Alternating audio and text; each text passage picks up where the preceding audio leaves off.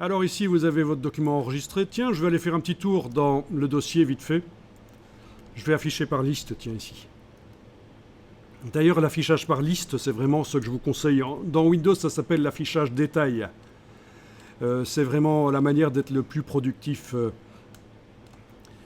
Moi, j'ai vu des secrétaires qui se dépatouillent. Elles affichent leurs documents par leur dossier. Elles affichent le contenu par icône. Et alors, quand il faut trouver un document, c'est la catastrophe. Ça prend des minutes et des minutes. Vraiment, l'affichage par liste, je vous le conseille absolument.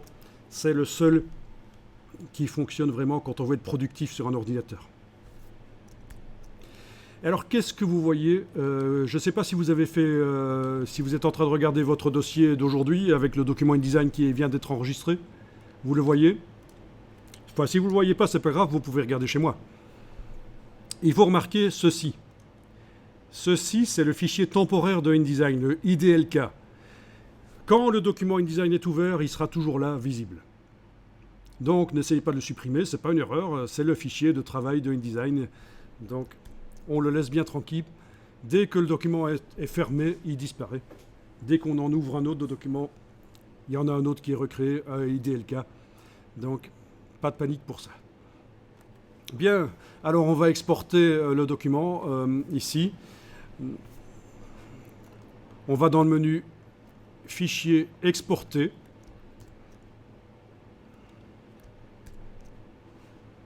Donc dans le dossier d'aujourd'hui. Donc ça va nous faire le même nom de document mais avec un .pdf au lieu de .indd bien sûr. Est-ce que vous avez bien tous format Adobe PDF pour l'impression? Je suis dans Fichier exporter. Ok. Donc il y a d'autres moyens d'exporter. Choisissez dans la liste Adobe PDF impression si ce n'est pas déjà le cas. Alors le PDF, tout le monde connaît. Portable Document Format. Le PDF, c'est maintenant très connu. Ça a été inventé par Adobe et maintenant on l'utilise pour plein de choses. Auparavant, quand on voulait envoyer un fichier vers l'imprimeur, il fallait soit envoyer le document InDesign avec toutes ses ressources, les polices qu'il utilisait, les images,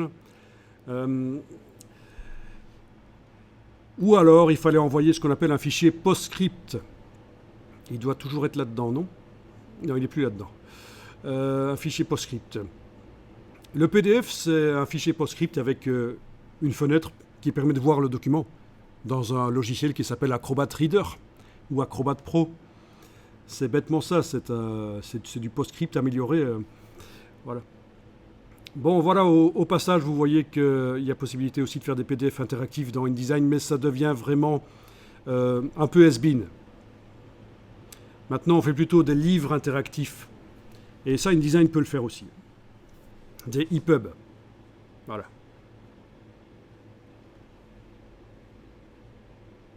Ben, un livre interactif, c'est un livre qui est lisible sur des liseuses de livres et qui va pouvoir contenir des animations, des boutons sur lesquels on clique pour enclencher des choses. Donc, c'est pas extrêmement complexe comme chose qu'on peut faire en livre interactif. Hein. Il ne faut pas s'attendre à faire des jeux complexes là-dedans, mais ça peut être sympa, notamment des livres pour les enfants, quoi, avec des petites devinettes ou des animations. Quand on clique, il y a des choses qui se passent. Voilà. Le HTML, ne rêvez pas, InDesign ne fait pas des pages web avec des images comme, oui, ça ne va pas vous retranscrire votre mise en page en page HTML. Pour ça, il existe un plugin qui s'appelle Ajar In5 qui lui fait une exportation du vrai HTML au départ de votre document, mais il coûte cher, surtout ces derniers temps. Ok. Alors voilà, je ne vais pas m'attarder là-dessus parce qu'il ne faut pas être trop technique non plus, mais il y a un minimum, quoi. Hein. Il y a un minimum à connaître et c'est ce que je vous donne. Parce que bon, il faut quand même faire des documents qui sont imprimables. Il faut un peu comprendre ce qu'on fait. Donc Adobe PDF pour l'impression. Je clique sur enregistrer. Il y a une boîte qui apparaît avec les options. Vous avez ici repères et fonds perdus. Vous pouvez enclencher tous les repères d'impression. Peut-être désenclencher les repères de fonds perdus, ils ne seront pas utiles. Voilà. Donc il faut cliquer sur repères et fonds perdus. Enclencher tout, désactiver repères de fonds perdus. Alors au niveau du fond perdu, on va déterminer ici qu'il va être à 3 mm. On aurait pu le déterminer avant dans le document, en allant dans Fichier, Format de document. On aurait pu le déterminer au moment où on a créé le document, ça vous l'avez vu tout à l'heure. On peut aussi le déterminer à l'exportation du PDF. Voilà, 3 mm. Bien. Ah non, non, ça c'est quand on a fini le document, qu'on est prêt à l'envoyer chez l'imprimeur en fait. Hein. Ça ne se fait, l'exportation du PDF. Oui, on peut faire des exportations de PDF pour montrer à un client, éventuellement, lui envoyer un PDF. Mais à ce moment-là, il n'y a même pas besoin qu'il y ait les traits de coupe qui sont nécessaires pour l'imprimeur. Non, il peut voir le document sans les traits de coupe.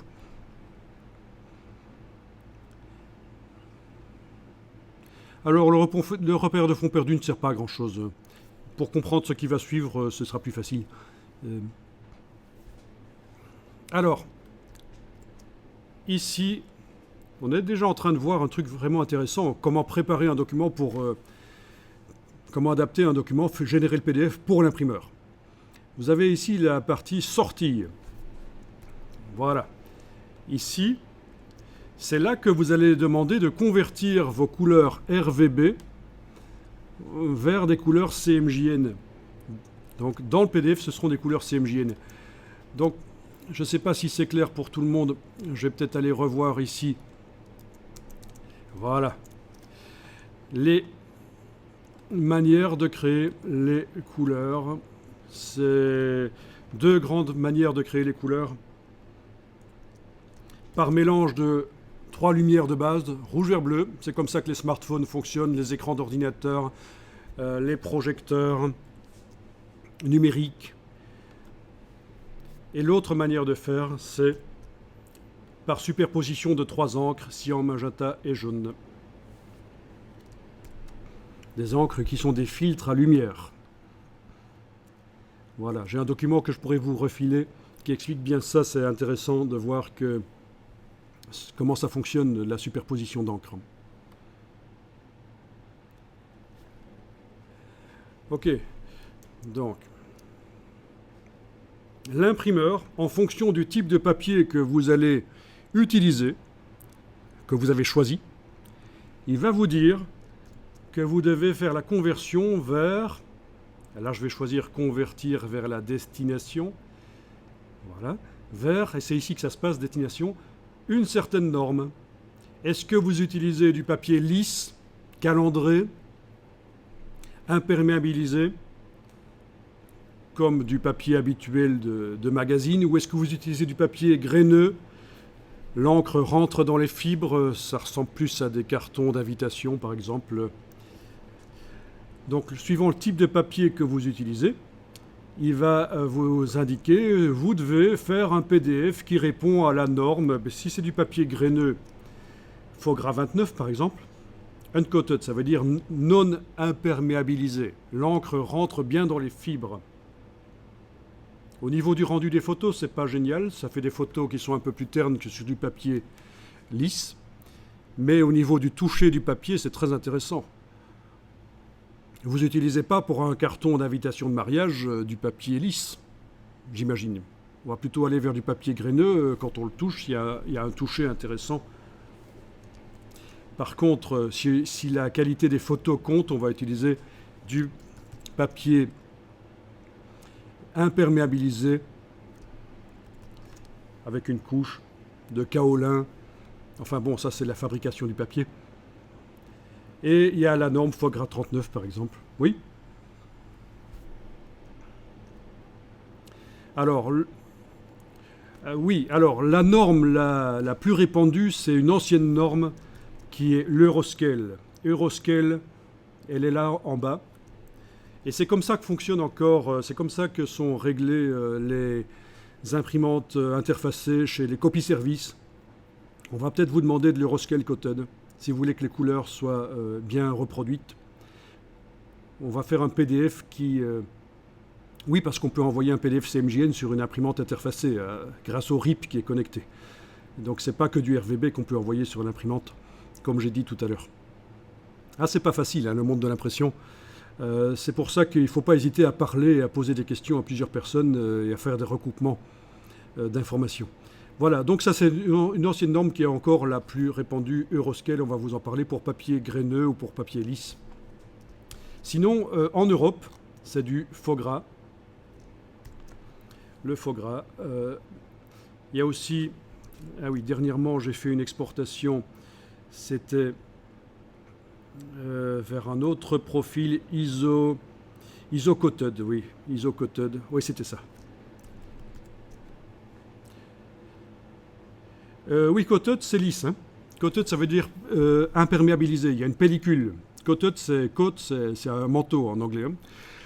Voilà. Donc l'imprimeur va vous dire, et si vous n'avez pas dans la liste là le profil couleur qu'il vous donne, il va falloir aller le récupérer sur le web, ou alors l'imprimeur vous le donne, vous l'installez sur l'ordinateur et il se retrouvera dans la liste là. Ça c'est la version simple quand tout marche comme il faut. D'accord ? Parce qu'il y a deux endroits dans l'ordinateur où on peut installer ça. Il y a la bibliothèque générale des profils accessible à tous les utilisateurs de l'ordinateur, puis il y a la bibliothèque de l'utilisateur. Puisque vous savez que sur un ordinateur, il y a plusieurs utilisateurs possibles. Quand vous démarrez l'ordinateur, vous pouvez démarrer sous un certain nom ou sous un autre. Mais bon.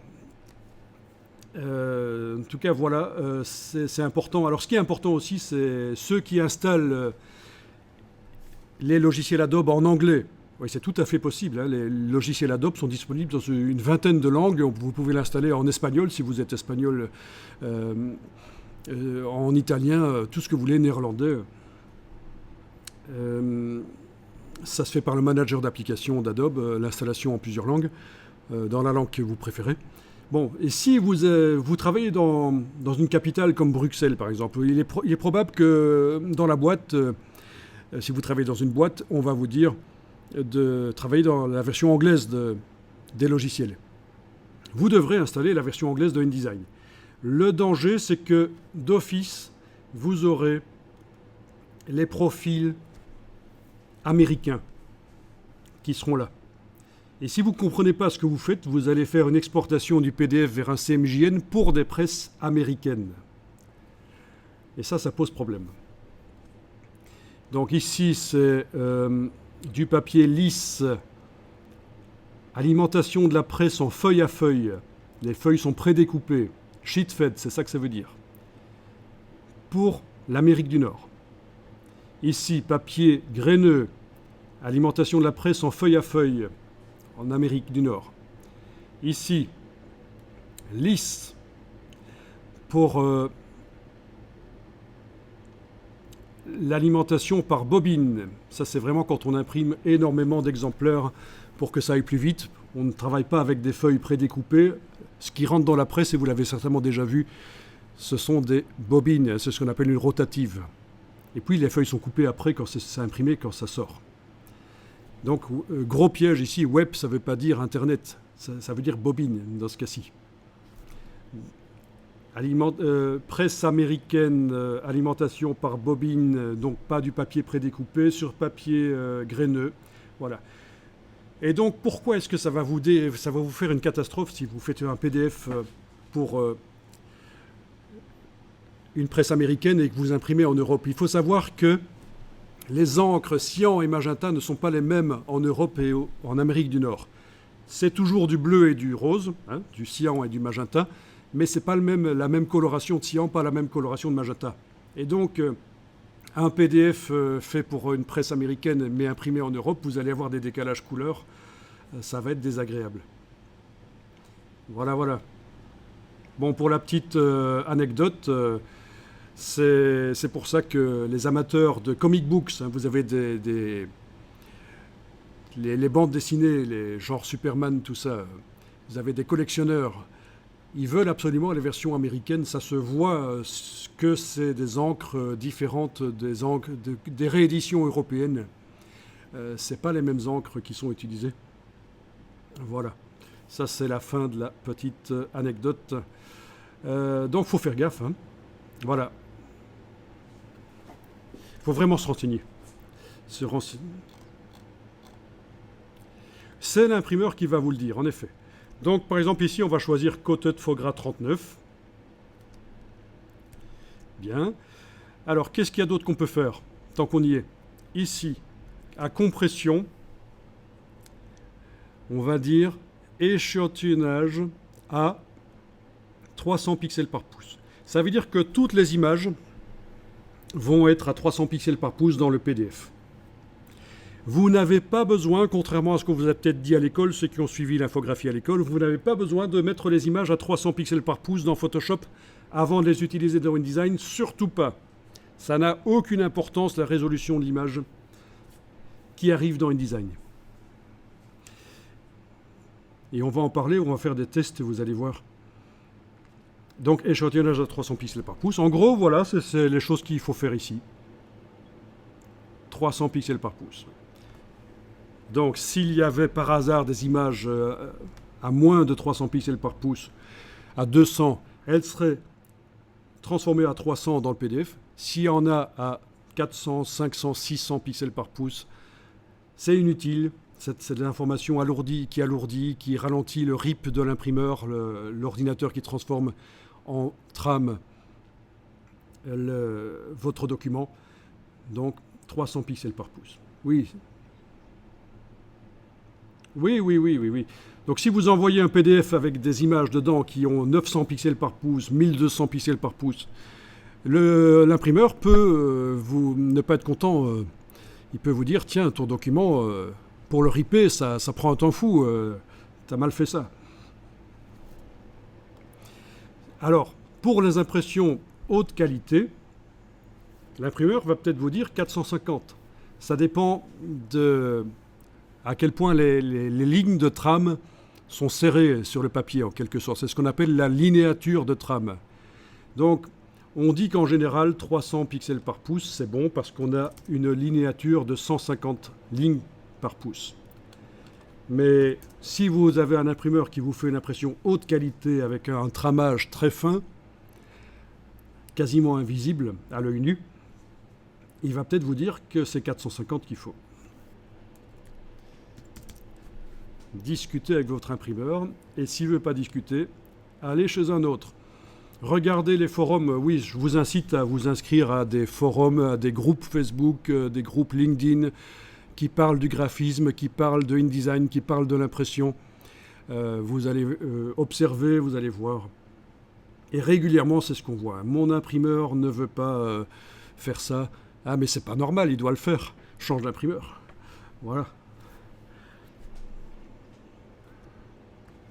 Alors, si on veut poster le document en ligne, on va réduire la résolution des images à 150. Voilà. Ben parce qu'un écran a une densité de points moins grande qu'une trame d'imprimeur. Et même en zoomant, ça restera correct. En zoomant 2 fois sur l'écran pour agrandir les images, ça restera correct. Voilà, c'est une chose. Et autre chose, dans sortie, on indiquera convertir vers du sRGB. Le sRGB est le fonctionnement RVB du matériel de Monsieur Tout-le-Monde, du matériel bas de gamme RVB, des écrans RVB bas de gamme, pas des écrans de graphistes super chers. Donc on fera une conversion éventuellement vers du sRGB. Voilà, ça ce sera pour un document. Et on ne mettra pas de repères et fonds perdus, bien sûr.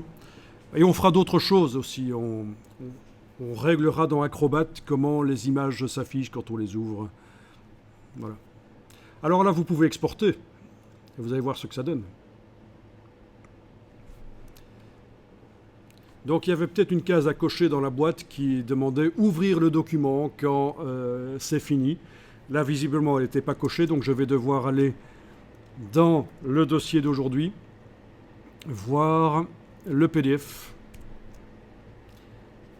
Je l'ouvre.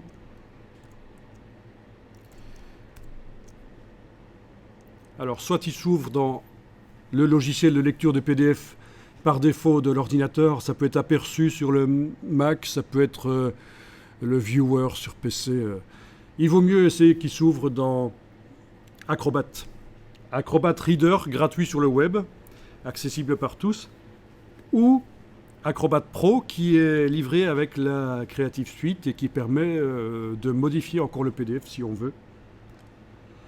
Alors qu'est-ce qu'on voit ici? Je suppose que tout le monde voit son PDF exporté. Ah mais sinon il faut le forcer à s'ouvrir en allant double-cliquer sur lui. Et s'il ne s'ouvre pas dans le bon logiciel, je fais la version simple ici, je ne vais pas donner trop d'explications techniques. On fait un petit clic droit, ouvrir avec, et on force à s'ouvrir dans Acrobat Pro. Où est-ce qu'il est? Il est au-dessus, en fait. Ouais, j'ai plein d'Acrobat. Oui, parce que j'ai Windows installé sur mon Mac aussi, avec un système qui s'appelle Parallel Desktop, mais ça n'a pas d'importance. C'est la raison pour laquelle j'ai Windows 7 ici, en fait. Mais sinon, on a les readers. Ah oui? Oh, mais c'est pas grave. Tu peux regarder sur l'écran si tu n'as pas Acrobat, c'est pas nécessaire. Alors, qu'est-ce qu'on trouve dans ce document? Ben, c'est de l'A4+. Le format A4, c'est lui qui est entre les traits de couple. Voilà, les traits de couple. Et en dehors du format A4, sur la zone A4+, on a une gamme couleur que Acrobat nous met d'office, qui peut servir à l'imprimeur pour vérifier que l'impression est correcte. Les imprimeurs n'aiment pas toujours cette gamme-là, donc c'est la raison pour laquelle ils veulent parfois qu'on insère la gamme que je vous ai montrée tout à l'heure, la gamme Brunner. Mais ça, l'imprimeur vous le dira de toute façon. Je ne sais pas si vous vous souvenez, ici, voilà, je vous avais montré, quand on m'avait demandé, tiens, ça sert à quoi la ligne bloc? Ben, ça sert à étendre la zone qui se retrouve dans le PDF, en dehors de la page A4, pour pouvoir mettre ce genre de choses.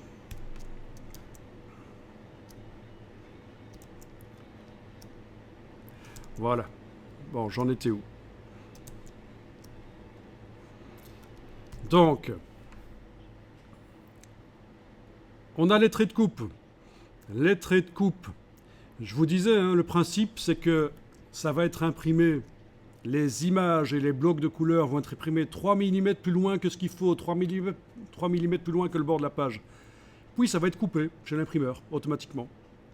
C'est le seul moyen d'avoir des images qui vont jusqu'au bord des pages. C'est une petite astuce technique, on ne peut pas imprimer sur des pages A4 jusqu'au bord de la page, donc on imprime sur des pages plus grandes et on coupe. Alors, sans rentrer trop dans le détail,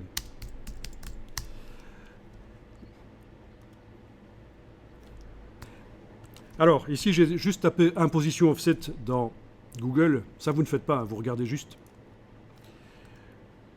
Sans entrer dans le détail, je vous dis que en réalité chez l'imprimeur, quand vous imprimez un document 16 pages, comme c'est le cas ici, il va vous imprimer sur des très grandes feuilles, plusieurs pages ensemble.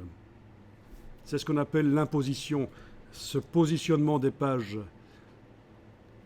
Ça, c'est le verso, et là, vous avez le recto. Donc, sur une grande feuille, il va vous imprimer 8 pages, et de l'autre côté de la feuille, 8 autres pages.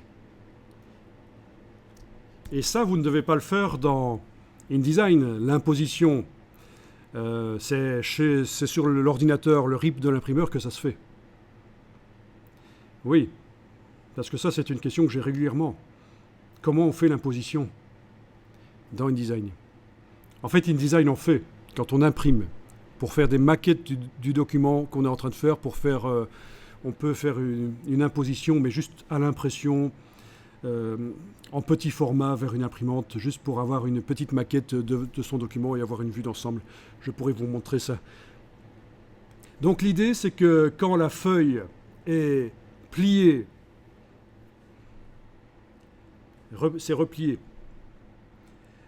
c'est rogné, l'excédent est rogné, le fond perdu est rogné, et on obtient un cahier avec les feuilles, les pages dans le bon ordre. Voilà pourquoi il y a certaines pages qui sont tête bêche, et les numérotations ne suivent pas nécessairement. C'est pour qu'une fois que c'est replié, on ait vraiment les 16 pages qui se suivent correctement. Et les magazines, c'est fait comme ça. C'est des cahiers qui sont assemblés. Les livres aussi. Ce sont des cahiers qui sont assemblés.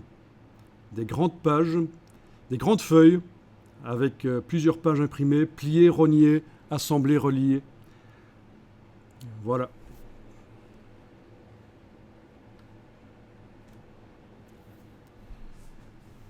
On lui donne le PDF avec toutes les pages dans l'ordre normal, et c'est le logiciel de l'imprimeur qui va faire cette imposition, ce positionnement des pages tête bêche, parce que c'est sa partie. Vous n'avez pas à savoir sur quelle dimension de feuille il imprime.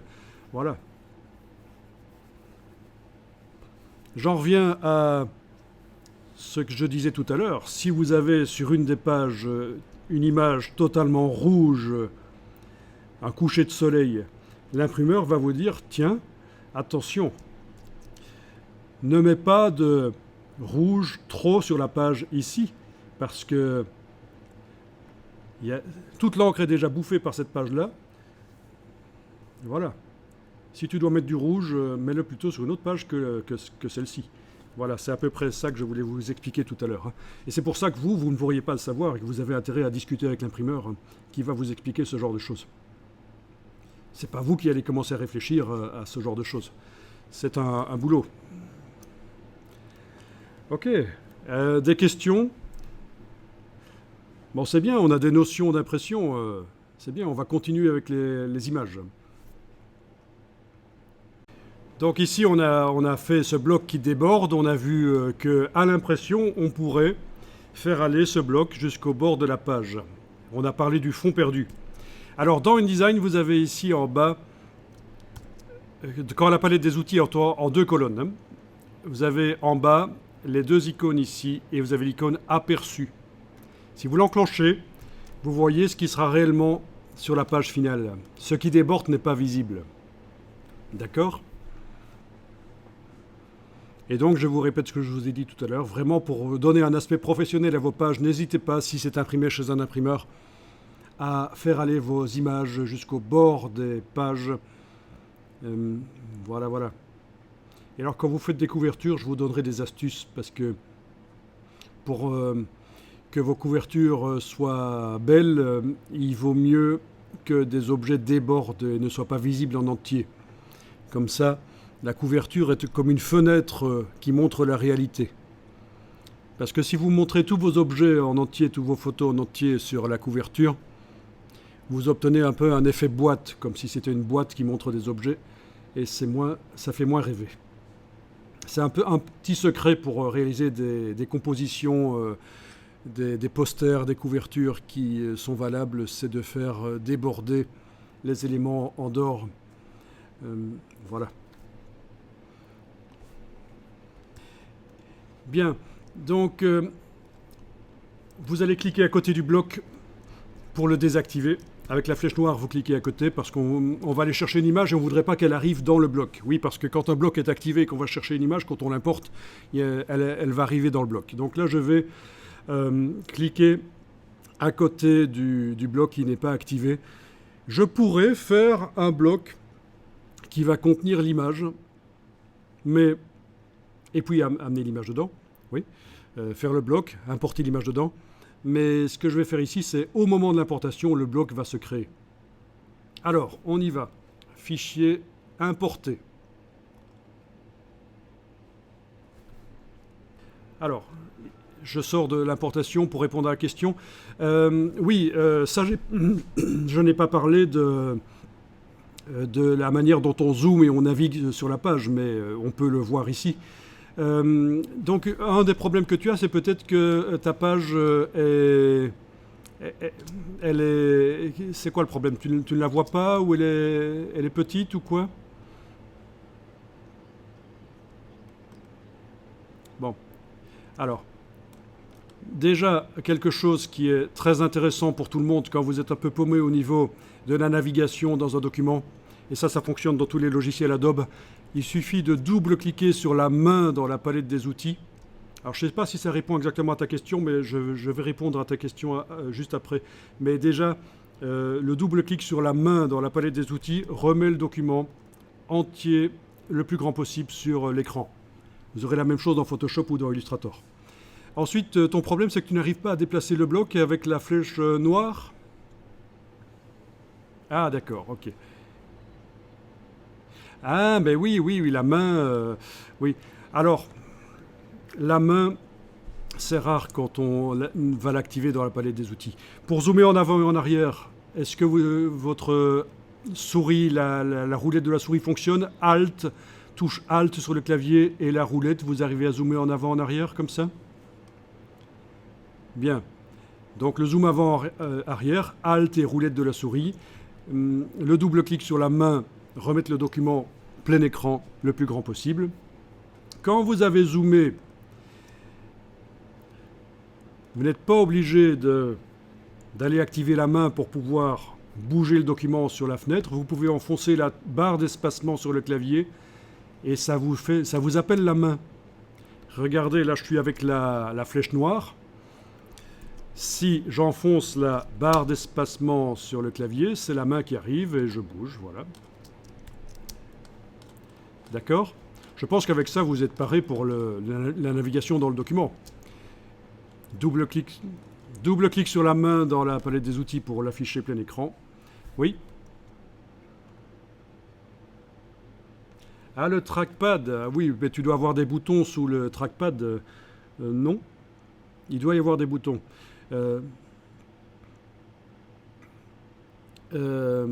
Ah oui, donc pour dézoomer, bon écoute, il va falloir, il y a des solutions avec le trackpad, mais dans ce cas-là, utiliser les raccourcis clavier de la loupe.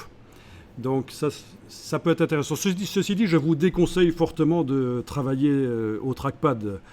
Je pense que ça amène des lenteurs. Je pense que la souris, c'est quand même mieux pour travailler rapidement sur l'ordinateur. Donc le raccourci pour zoomer en avant, en arrière, barre d'espacement, touche contrôle. Donc par exemple, je suis avec la flèche activée, là.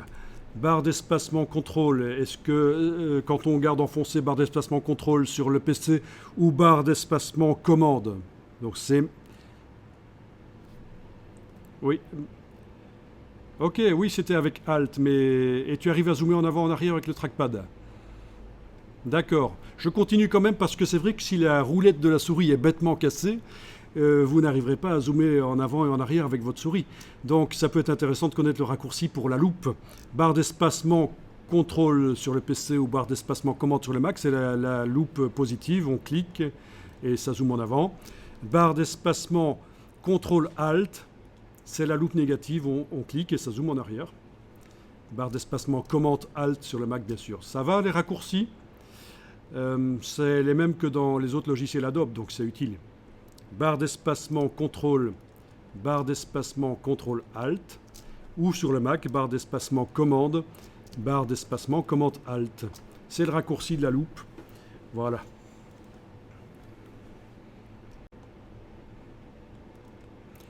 Bien, donc, on clique à côté du bloc, il n'est pas sélectionné. On importe, fichier importé. On va chercher une des images.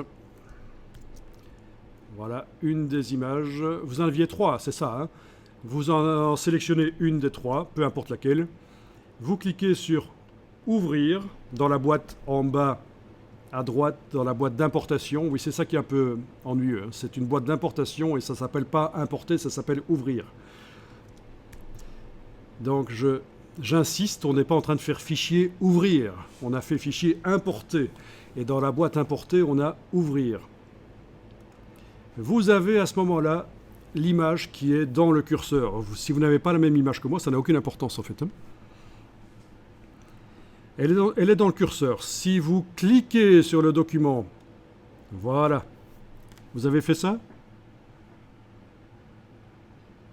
Bien. Donc, je zoome en arrière et je vois les limites de l'image qui sont là. Donc, mon image est très très grande par rapport à ma page A4. Bien. Eh bien, il ne faut pas faire ça. Quand vous importez une image, il ne faut pas cliquer. Parce que ce qui arrive, c'est que l'image arrive avec sa taille en centimètres qui est pré-réglée dans Photoshop. Donc dans Photoshop, il y a une taille en centimètres qui est pré-réglée pour l'image et c'est ça qu'on obtient quand on clique. Donc là, je vais faire une annulation, édition annulée, un CTRL Z. Est-ce que vous retrouvez l'image dans le curseur? Oui.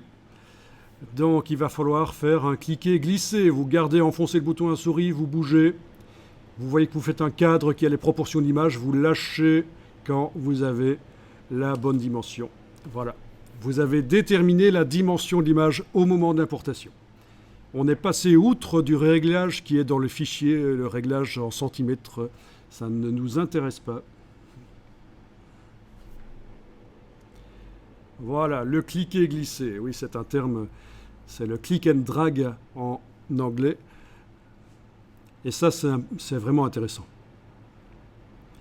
Bien, alors, cette image.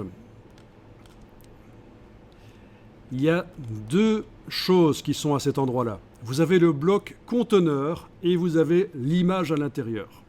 Avec la flèche noire, si vous double-cliquez sur l'image,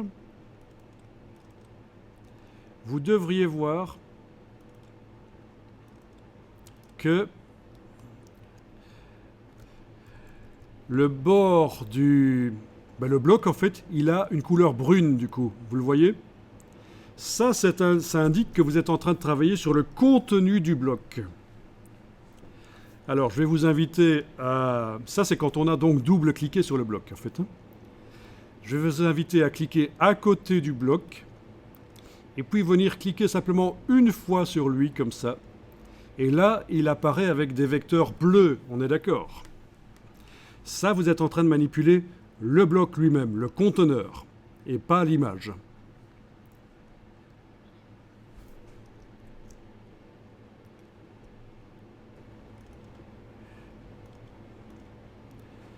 Ok, ben je n'ai pas la chaîne que tu vois, mais ça indique les liens, en fait.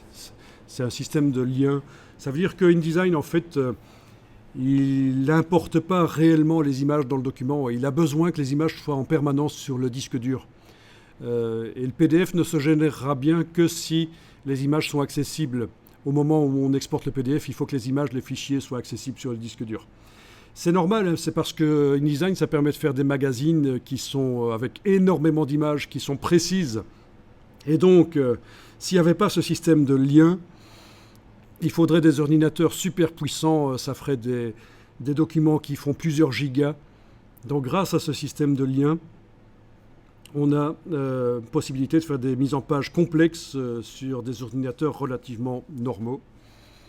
Parce que c'est pas réellement, les images ne sont pas réellement importées dans le document InDesign. Bien. Voilà. Alors, là, je vous demande de sélectionner le conteneur. Donc, les vecteurs sont bleus. Avec la flèche noire, vous allez pouvoir bouger les poignées et vous faites du recadrage grâce à ça. Vous êtes en train de recadrer.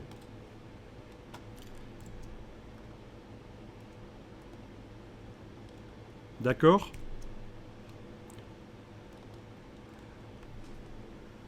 Bien. La flèche noire, quand on travaille sur le bloc, permet de recadrer.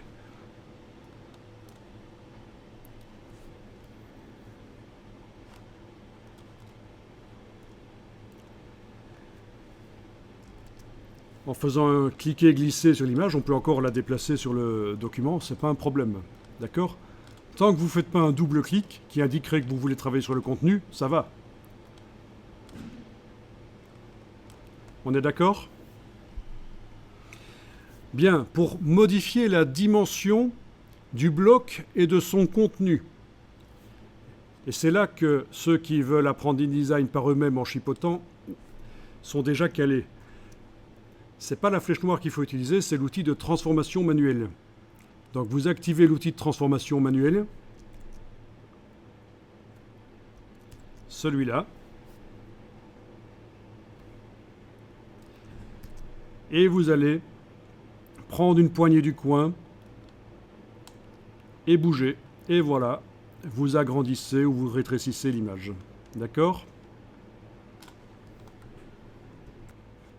Alors, comme on le voit ici, l'image a été écrasée dans un sens ou l'autre parce qu'on a fait un agrandissement non proportionné. Essayez un peu ceci avec la flèche noire, cliquez sur le réticule central pour indiquer que vous voulez travailler sur le contenu de l'image. Du bloc, le contenu du bloc. L'image. Voilà. D'accord, vous voyez le bord brun qui apparaît? Dans les informations là au-dessus, vous les avez? Toutes ces informations-là? Vous ne les avez pas? Eh bien, il va falloir les demander parce que c'est super important. Dans le menu Fenêtre, vous allez demander Contrôle. C'est la barre Contrôle. C'est un raccourci. En fait, c'est les choses, ça vous montre les contenus de plein de palettes. En fonction de ce que vous êtes en train de faire dans InDesign, ça vous montre le contenu des palettes. Donc là, par exemple, ça vous montre le contenu de la palette transformation qui nous intéresse. Parce qu'on vient de faire des transformations sur l'image. Est-ce que vous voyez la barre Contrôle maintenant? D'accord, et ici, vous devriez voir un pourcentage différent en largeur et en hauteur. Ça, c'est l'image qui a été écrasée dans un sens ou l'autre. Je ne sais pas dans quel sens chez vous, mais en tout cas, vous n'avez pas la même valeur à cet endroit-là. Vous confirmez? Donc ça marche chez tout le monde, ok. Bien. Si vous cliquez à côté du bloc pour le désactiver et que vous cliquez une fois sur lui pour activer le conteneur, ces informations n'y sont pas. Parce que ça concerne l'image à l'intérieur du bloc. Bon, alors là, on va aller en arrière. On va faire un CTRL-Z pour récupérer notre bestiole recadrée, mais pas écrasée dans un sens ou l'autre. Voilà, déformée. Vous avez fait un CTRL-Z? Parfait. À propos du CTRL-Z, si on le fait plusieurs fois, ça va plusieurs fois en arrière. On est d'accord? Et si on va même encore plusieurs fois en arrière avec CTRL-Z, commande Z sur le Mac, bien sûr. Vous arrivez même à l'étape où l'image n'était pas encore là. Voilà. Pour rétablir, parce que c'est bien d'aller en arrière, mais aller en avant, c'est bien aussi. CTRL majuscule Z, CTRL Shift Z. Voilà. Et petit à petit, je vais en avant. Oui, je suis arrivé au moment où l'oiseau était disproportionné. Donc je fais là CTRL Z. Voilà. Donc CTRL Z, CTRL majuscule Z sur le PC, commande Z sur le Mac, commande majuscule Z. Ça correspond à ceci en fait. Édition, annuler, c'est CTRL Z, commande Z. Édition, rétablir, c'est CTRL majuscule Z, commande majuscule Z. Voilà. C'est juste les raccourcis là.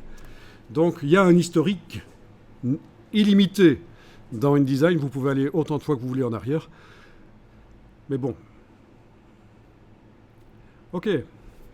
Donc vous êtes revenu au moment où la bestiole n'est pas déformée. Bien. Donc vous devez sélectionner le bloc, le conteneur. Donc les vecteurs sont bleus. Et là, vous prenez l'outil de transformation manuelle.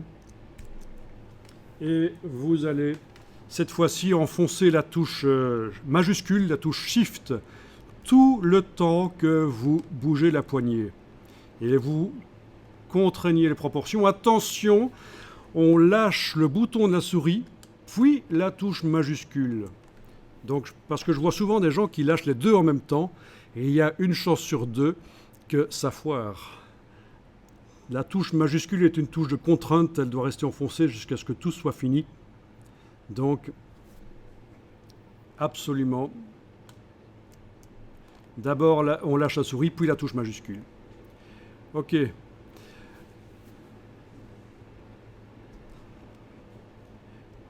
Voilà.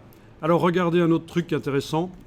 Regardez chez moi, je vais agrandir l'oiseau avec la touche majuscule et la poignée du coin. Vous voyez le cadre? On ne voit pas l'oiseau qui a grandi. Ok, j'annule. Là, je le refais. On le voit qui s'agrandit. J'annule. C'est quoi la différence? La différence, c'est que avant de bouger la poignée, j'ai juste cliqué dessus pendant une demi-seconde et puis je commence à bouger. Ça laisse le temps à InDesign de construire l'image pour pouvoir voir son agrandissement en temps réel. C'est ça la différence. Si je vais trop vite, je ne vois pas. Mais ça marche, hein. Si je vais plus lentement, j'appuie, puis je bouge seulement une demi-seconde après. Voilà. Il y a une prévisualisation. Ça, c'est bien. Tiens, c'est la même chose quand on bouge l'image aussi. Avec la flèche noire. Voilà. Là, je bouge l'image, je la vois pendant que je la bouge. Là, je la bouge, je ne la vois pas. La seule différence, c'est que pour voir l'image pendant que je la bouge avec la flèche noire, j'enfonce, je garde enfoncé, une demi-seconde après, je commence à bouger. Si je vais tout de suite, rapidos, ça ne me montre pas l'image qui bouge. Ah, mais c'est intéressant de voir que ça fonctionne comme ça.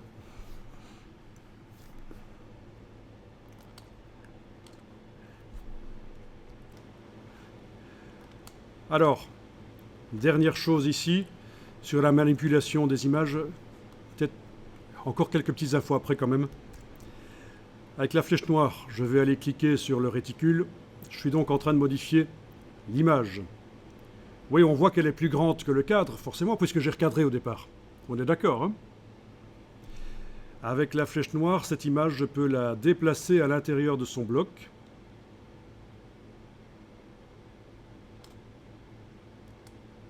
Mais je peux aussi l'agrandir avec l'outil de transformation manuelle et la touche majuscule. Voilà. Puis je la redéplace sans enfoncer aucune touche, voilà. Le recadrage, c'est important, ça participe vraiment à la création d'une mise en page. Donc, outil de transformation manuelle, touche majuscule pendant que je prends une poignée du coin, et je peux redimensionner. Puis, sans aucune touche, je peux repositionner. Voilà, voilà.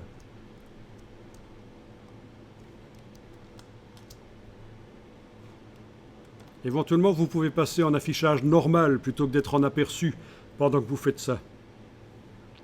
Comme ça, vous voyez en permanence les bords bleus du bloc. Ça peut être utile.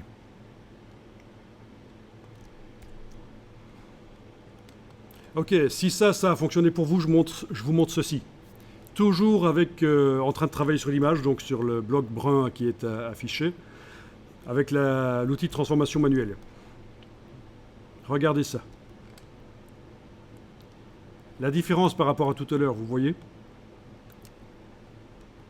Elle se redimensionne sans changer de place. Alors que tout à l'heure, ce que je montrais, c'est ça. Elle se redimensionne, mais c'est ennuyeux. Une fois qu'elle est redimensionnée, je dois la bouger pour la mettre au bon endroit. Je reviens en arrière.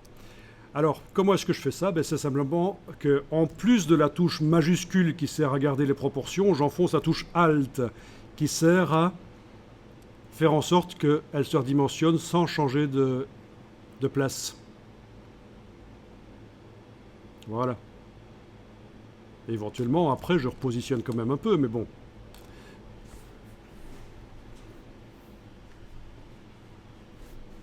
Donc c'est Shift, Alt, pendant qu'on prend une poignée du coin avec l'outil de transformation manuelle où on est en train de modifier la dimension de l'image.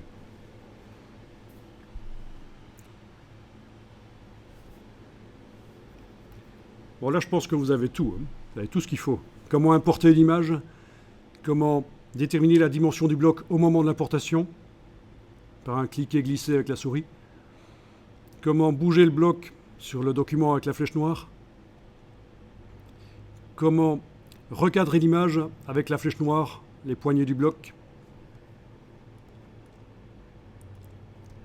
Ne pas oublier aussi de cliquer à côté de l'image pour la désactiver quand on veut passer de la modification du bloc à la modification du contenu. C'est important. Modification du contenu, le réticule central ou le double-clic. Dimensionnement du contenu avec transformation manuelle. Ou alors, si je clique à côté, je viens cliquer une fois sur le bloc. Avec l'outil de transformation manuelle, dimensionnement de tout.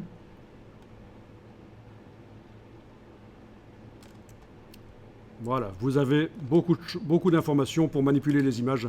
C'est tout de suite plus facile.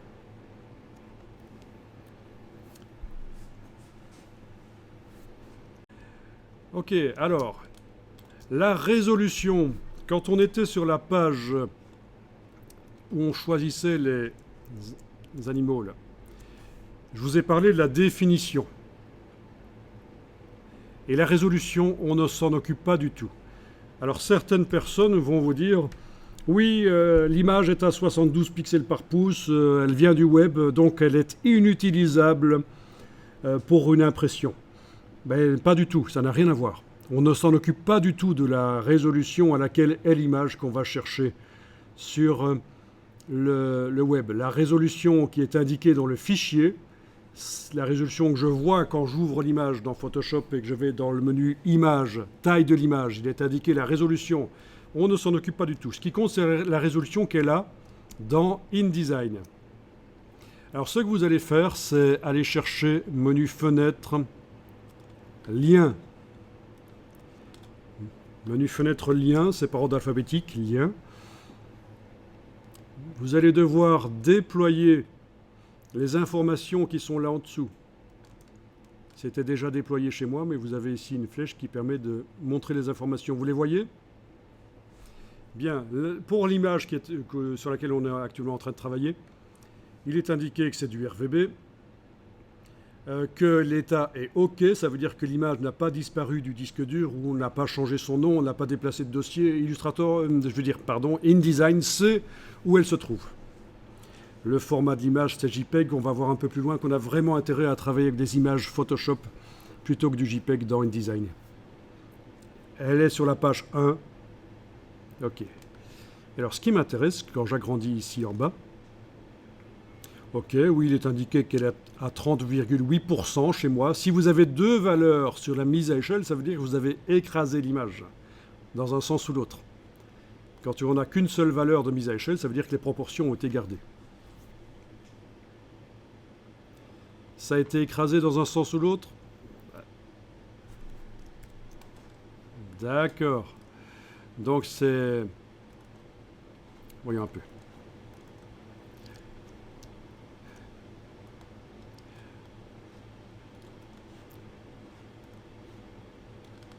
Ce genre-là, quoi. Un peu comme ça. Voilà. Donc dans ce cas-là, on peut la remettre à bonne proportion. Ah oui, il n'y a pas besoin de supprimer l'image et de la réimporter. Il suffit de cliquer sur le réticule central pour dire qu'on travaille sur l'image et d'aller ici, voilà, mettre la même valeur des deux côtés. Par exemple ici, je vais indiquer 30. Voilà. Ah ben oui, dès qu'on modifie une valeur, ça se met des deux côtés parce que la chaîne est là. Ça chaîne les valeurs ici. Donc là, en principe, maintenant, on a une seule indication de mise à échelle. Voilà. Important, c'est bien. Alors, une notion super importante dans InDesign. Ceci, dans le fichier de l'image, chez moi, peut-être pas chez vous, il est pré-réglé 72 pixels par pouce. On ne s'en occupe pas du tout de ces pixels par pouce réels. La seule chose qui nous intéresse dans InDesign, c'est les pixels par pouce effectifs. 240 dans ce cas-ci. Ça veut dire quoi? Ben, ça veut dire que suivant la dimension que je donne à l'image sur ma page A4, les pixels sont plus ou moins tassés les uns sur les autres, on est d'accord? C'est la densité de pixels, c'est la résolution. La résolution, c'est le nombre de pixels sur une distance de 2,54 cm, 1 pouce. c'est la densité de pixels. Alors regardez, et puis vous allez pouvoir tester si vous voulez après. Donc là, je suis bien en train de manipuler le contenu de l'image, je vois le bord brun. Je vais prendre l'outil de transformation manuelle. Je vais faire l'image plus petite. Voilà. Je la repositionne dans son bloc. Tiens, je l'agrandis un peu parce qu'elle ne remplissait pas le bloc. À la place de 240, je suis maintenant à 351. Logique. J'ai réduit l'image, les pixels se tassent, la résolution a augmenté. Et donc, pour une impression chez un imprimeur à 300 pixels par pouce, c'est tout à fait bon. On est largement au-dessus de 300. On pourrait même être à 280, 250, ça marche aussi, hein. On n'est pas obligé d'avoir absolument des images à 300 pixels par pouce. Je remonte ici la même image. Je l'agrandis. Attends, je vais répondre à la question après. J'agrandis l'image, voilà. Je suis à 119 pixels par pouce. Alors pour une impression chez un imprimeur, ce sera flou. Parce que là, on est très loin de 300. Alors, je ne vous l'ai pas dit tout à l'heure, mais pour une impression sur une imprimante jet d'encre, 150 pixels par pouce, c'est bien. On a besoin de 2 fois moins de résolution que chez l'imprimeur, pour l'imprimante jet d'encre. C'est lié au fait qu'elle utilise une trame aléatoire. Donc, si je vois ça dans un document que je suis en train de faire pour l'imprimeur, 119 pixels par pouce, ben je sais que j'aurai un problème, l'image sera floue, donc je ne dois pas utiliser cette image, la recadrer autant. Elle était pauvre, hein, cette image, elle faisait que 1920 sur 1200 en fait. Oui, c'est quand même déjà pas mal, mais bon. Donc voilà, il faut faire gaffe à ça. Les pixels effectifs. Donc, vous récupérez des images du web ou de votre appareil photo, la résolution est 72 pixels par pouce, peu importe, on ne s'en occupe absolument pas. La seule chose qui compte, c'est quand j'utilise cette image sur une page, quelle est sa densité de pixels, sa vraie résolution dans le document InDesign. Ok? Donc ça, c'est super important de comprendre ça. Donc, ta première question, est-ce qu'il y a une taille maximale de pixels? C'est-à-dire, au niveau de la résolution ici, est-ce que... Voilà, si par exemple, je prends l'idée de sélectionner le bloc avec la flèche et de prendre l'outil de transformation manuelle et le faire tout petit comme ça, je suis à 1190 ici tout d'un coup. C'est ça ta question? Est-ce qu'il y a un maximum? Non, il n'y a pas de maximum. Par contre, comme on en a parlé tout à l'heure, quand on exporte le PDF, on va demander échantillonnage à 300 pixels par pouce. Et donc, toutes ces images qui sont inutilement avec une densité de pixels trop élevée vont être amenées à 300 pixels par pouce dans le PDF. Parce que sinon, ça va ralentir le RIP de l'imprimeur inutilement.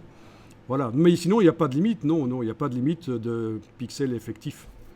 Et ta deuxième question, c'est si quelqu'un récupère une image sur Facebook en passant de 72 à 300, est-ce qu'il va arriver à l'améliorer? Oui, avec les logiciels dont on a parlé tout à l'heure, mais ce n'est pas la même logique, hein.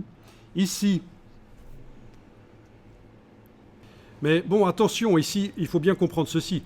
L'image qui est importée là, elle a cette dimension de pixels ici, 1920 sur 1200, d'accord? En modifiant sa dimension, etc., le nombre de pixels qui composent l'image reste le même. C'est juste la densité sur la page qui change. Voilà, 293, je la fais un peu plus grande. Juste un peu, comme ça. 258, ben oui, c'est logique, j'agrandis l'image, les pixels sont moins denses, la résolution diminue. J'agrandis encore, 238. Je diminue.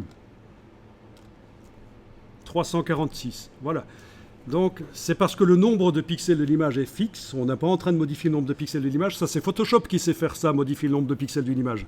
Là, on est juste en train de la placer sur une page et de la placer de manière à ce qu'elle sorte pas trop floue, donc... j'ai une limitation, je ne peux pas la mettre pleine page, cette image, hein. Si je mets pleine page pour faire une couverture, ça va être vraiment pourri celle-là. J'ai besoin d'images beaucoup plus précises pour faire ça. Voilà, si je zoome en arrière et j'agrandis, ok, voilà, ça c'est ma couverture de page. Case aperçue, ok. Bon, belle couverture, je peux mettre un titre, je peux mettre plein de choses, mais sauf que l'image, elle est trop faible au départ. Et donc, si je la sélectionne dans la palette lien, on me montre qu'elle est à 78 pixels par pouce, alors que j'ai besoin du 300, voire même 450, ça dépend de l'imprimeur. Donc, super importante ça. Cette notion de résolution, il y en a qui ne comprennent pas ça, qui ont du mal, même ceux qui ont fait des études parfois ne comprennent pas la notion de résolution.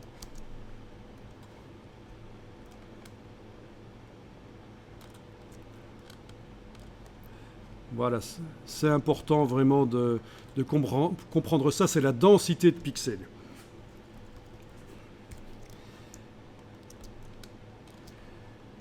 Bon, alors je vous ai fait prendre des images d'oiseaux avec plein de couleurs parce qu'on fera une exportation en CMJN et une exportation en RVB. Et vous verrez, qu'en CMJN, les couleurs vives ternissent. Il n'y a pas le choix, c'est comme ça. Sur l'impression, les couleurs vives, c'est difficile quand on utilise la technique d'impression CMJN. Cyan, magenta, jaune, noir, 4 encres.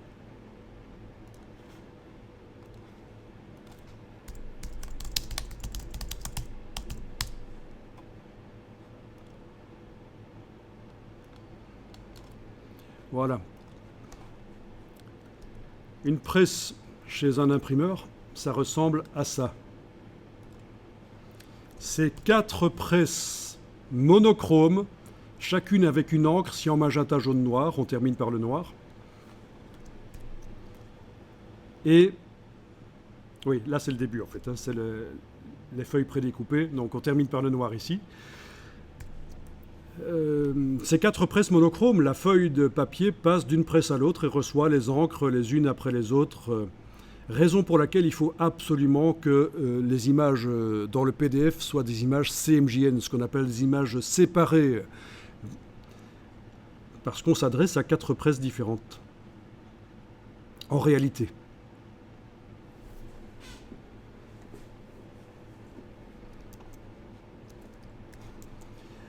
Alors, il est possible que vous ayez chez vous des magazines, des bandes dessinées, peut-être moins des bandes dessinées, mais des magazines, qui coûtent assez cher, au minimum 10 € le magazine, qui soient imprimés avec des couleurs vives. Et ça, c'est parce qu'il existe une technique d'impression qui utilise 6 couleurs au lieu de 4. Ça, c'est intéressant de le savoir. Une technique mise au point par Pantone, ça s'appelle l'hexachromie. Oui, Pantone hexachrome. Donc en plus du cyan, magenta, jaune, noir, vous avez de l'encre verte et orangée. C'est grâce à ça que vous avez des posters qui ont la pêche au niveau des couleurs. Certains magazines utilisent l'impression 6 couleurs uniquement pour les couvertures. Certains magazines plus haut de gamme pour la couverture et pour tout l'intérieur. Et de manière assez bizarre, c'est une technique qui est donc utilisée pour l'impression haut de gamme et pour l'impression très bas de gamme. Ça veut dire quoi? Eh bien, les toutes boîtes que vous recevez des magasins genre Auchan, Carrefour, etc. dans votre boîte aux lettres sont imprimées en 6 couleurs. Pour que les couleurs des légumes, des viandes, etc. soient bien vives, que ce ne soit pas moche. C'est de la 6 couleurs. Qu'est-ce qui leur permet de faire de l'impression 6 couleurs, malgré que c'est un truc qu'ils vous donnent gratuitement? C'est parce qu'ils l'impriment un nombre d'exemplaires incroyable, des millions d'exemplaires. Et donc l'investissement de départ dans toute la technicité que requiert la création d'un document 6 couleurs, cet investissement est récupéré par le fait qu'on imprime beaucoup d'exemplaires. Donc si vous voulez, vous regardez à la loupe une impression d'un magazine haut de gamme que vous avez chez vous ou d'un toute boîte de Carrefour, Auchan, etc. Et vous allez voir des petits points de trame vert et orangé, ça veut dire que c'est de l'impression 6 couleurs. Voilà. Alors je vous propose